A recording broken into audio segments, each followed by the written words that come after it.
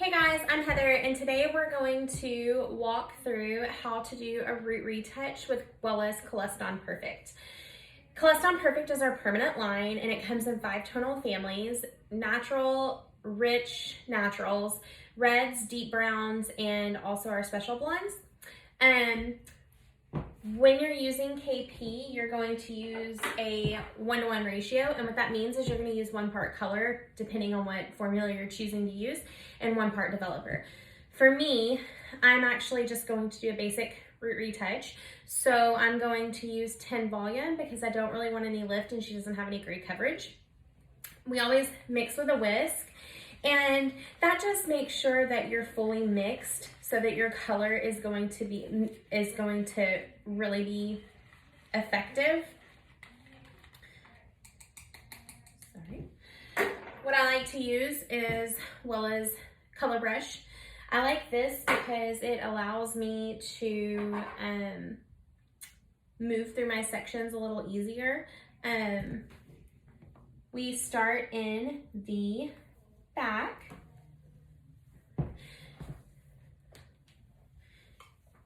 And what I'm gonna do is I'm going to start at the crown and work my way back. And instead of like dipping in and rolling and getting your brush all in, the bowls are really nice because you can actually set your brush on top. That way you're not going to get excess color on your brush.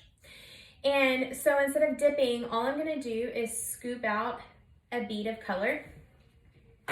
And with that, I'm just going to hit it 1, 2.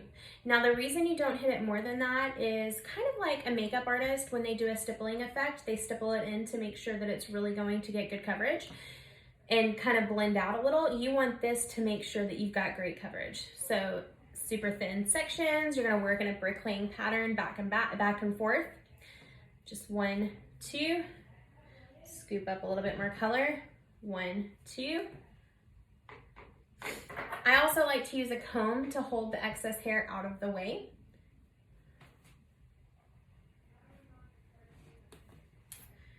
And what that allows me to do is make sure that I'm getting every hair completely covered.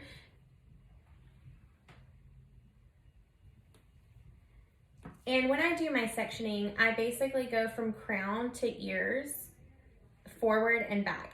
And when you get around to spin. When we get around to the back of the head, what we're actually going to do, just sneak down here a little bit more, is instead of worrying about all of the hair being in your client's face, you want to take it at an angle and work away from your client. And that way, what it's gonna do is it's gonna allow the color to really breathe and really oxidize the way it's supposed to. Just 1, 2. And then you're not gonna have to worry about your client getting color around their face or excessive color on their hairline and ruining clothes or capes getting too dirty and things like that. When we get to the front, one thing you're going to do is we're going to work in a bricklay pattern as well, but we're going to go from side to side.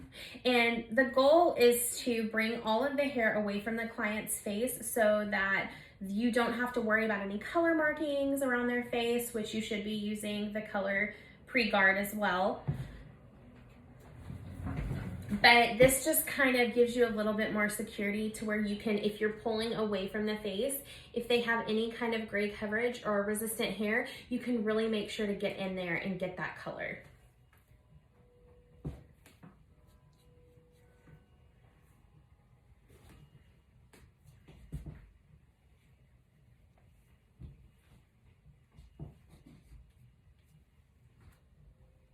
You want your sections pretty thin. You should be able to see through them, see the color through.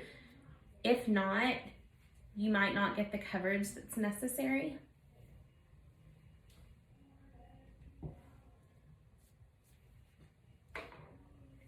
And once your color is fully applied and you have everything away from your face, what you're going to do is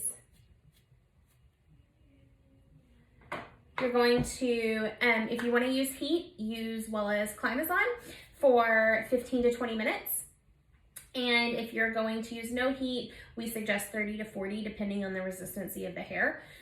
If you guys have any other questions, please let me know. And thank you for allowing me to share some knowledge when it comes to how to apply a root retouch using Wella's Coleston Perfect permanent line. Thank you.